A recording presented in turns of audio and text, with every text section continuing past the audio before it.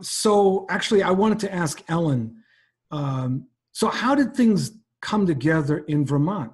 And I still want to know what was the key to the success and the long-term success of the Vermont Rainbow? So, by way of brief introduction, my life since the early 1970s has been grounded in the labor movement. I've been a union organizer since then, and my work in independent electoral politics was secondary to that, but constantly integrated because it was so clear that this is where most people in our country see themselves as political actors, and it was impossible to avoid that question. So the background in Vermont has its own particular history. Some people on the call will know that Bernie Sanders had already been elected mayor of Burlington in 1981 as an independent. Those of us on the left who were experimenting with electoral politics at all clustered there, not in the Democratic Party. And when Jackson showed up in '84, and it really was because of things that other people have already mentioned,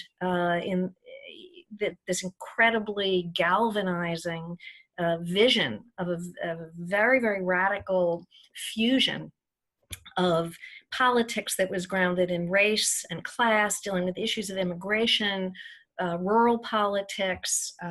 He talked about tax policy and about, public. He was able to identify far earlier than many of us could what all the valences of the neoliberal political program were, and called them out and said, we've got to do this together. It was such an inescapably compelling call, so that many of us from the left, and I was not in a political organization at the time, probably closest to Solidarity. I've always been very close to Labor Notes, but not a member.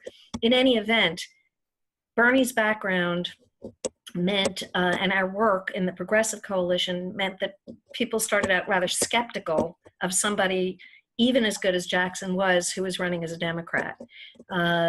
We therefore were inoculated against deep involvement with the Democratic Party, and we began with and sustained a project of inside-outside political work from that first moment, from 1984 through to 1993. So we ran candidates initially under the Progressive Coalition name, then we organized as a minor party in Vermont. The Vermont Progressive Party organized as a minor party in 93, a major party in 99, and have continued to function that way to the present day. I think what characterized some difference for us vis-a-vis the Rainbow experience was that in '89, at that fateful moment when Jackson said to all the state parties or state organizations that we should stand down and we should demobilize, we just said, never mind, we're not going to. And it was probably because we'd already had at that point more than 10 years of independent electoral experience, electing people to city councils and state legislature outside of the Democratic Party, that gave us the sense of confidence and necessity to keep going. We weren't relying on the national organization for anything. And we thought it was simply a mistake, that there was a lot of work left to be done in this realm. So we continued. And, at the present moment, we have candidates, lieutenant governor in Vermont as a progressive. We have members in the state Senate and the state House, and really hold down that pole of left electoral politics. We've had 35 years or so of actual concrete experience in building an independent party in Vermont, and Vermont is way easier for many, many reasons than other states and other parts of the country. That said, it is grueling beyond imagination. So the legal obstacles, the regulatory obstacles, especially now after Citizens United, the inability to really effectively control issues like campaign expenditures, campaign financing, donation, reporting, all of that, all of the dark money that is flooding into electoral politics is way worse now than it was, 30 or 40 years ago. So we've had to exert a tremendous amount of discipline to get through tedious, endless battles, and most of the battles are with the Democrats.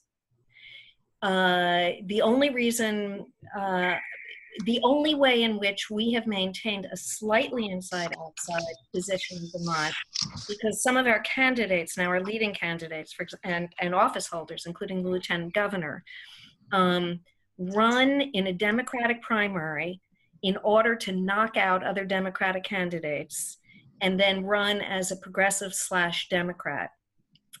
So every state, we know the voting laws are different in every state. In Vermont, you can run on 2 lines. The first line determines who you caucus with.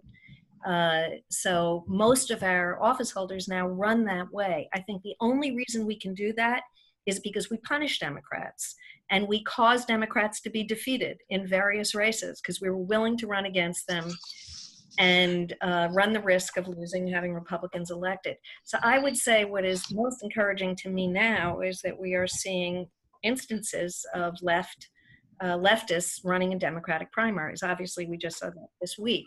That's encouraging to me. Otherwise, I think if you can't prove to them that you can actually hurt them and defeat them in office, you will be incorporated, you'll be co-opted, you'll be marginalized, you'll be taken over. So under most circumstances, an inside-outside strategy will not work. You have to build power sufficient as a totally independent organization in order to discipline their worst impulses.